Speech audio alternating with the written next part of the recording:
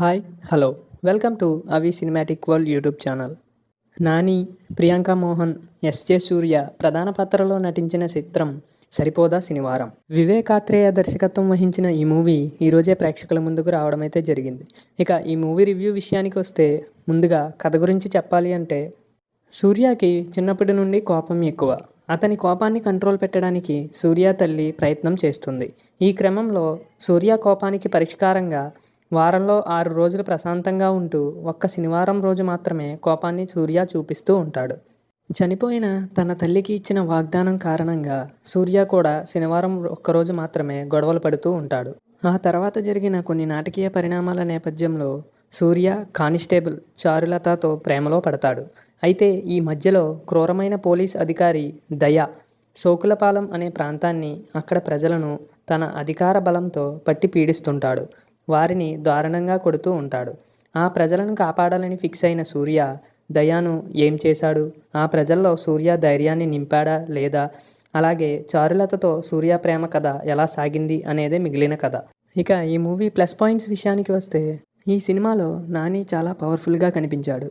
Wild action ఎలిమెంట్స్తో పాటు ఎమోషన్స్తోనూ నాని మెప్పించాడు. ముఖ్యంగా తన పాత్ర పరిస్థితులను తగ్గట్టు వేరియేషన్స్ చూపిస్తూ నాని నటించిన విధానం ఆకట్టుకుంది.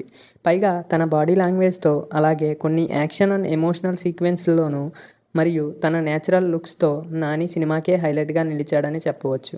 బిగ్గెస్ట్ ప్లస్ పాయింట్ ఏదైనా ఉంది అంటే అది ఫస్ట్ హాఫ్ అని చెప్పవచ్చు. ఫస్ట్ హాఫ్ను డైరెక్టర్ నడిపించిన విధానం చాలా బాగుంది. ఇక దానితో పాటుగా దర్శకుడు వివేక్ ఆత్రేయ రాసుకున్న action episodes and emotional scenes కూడా చాలా వర్కౌట్ అయ్యాయనే చెప్పవచ్చు. ముఖ్యంగా మదర్ సెంటిమెంట్ చాలా బాగుంది.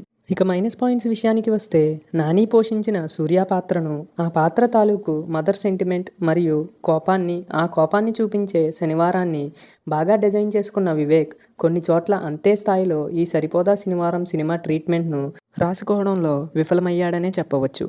ముఖ్యంగా సెకండ్ హాఫ్లో కొన్ని చోట్ల కథనాన్ని ఇంకా ఇంట్రెస్టింగ్గా రాసుకోవాల్సి ఉంది.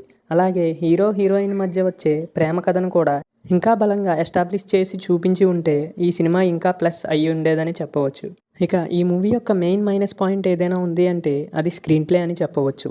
ముఖ్యంగా సెకండ్ హాఫ్లో వచ్చే చాలా సీన్స్ ల్యాగ్ అనిపించాయి. ఇక మొత్తంగా చూసుకున్నట్లయితే సరిపోదా శనివారం అంటూ వచ్చిన ఈ మూవీ ఫస్ట్ హాఫ్ వరకు చాలా ఎంగేజింగ్గా సాగిన ఈ మూవీ సెకండ్ హాఫ్ మాత్రం చాలా డిసప్పాయింట్ చేసిందనే చెప్పవచ్చు. ఇక ఈ మూవీకి నేను ఇస్తున్న రేటింగ్ 2.75 అవుట్ ఆఫ్ 5.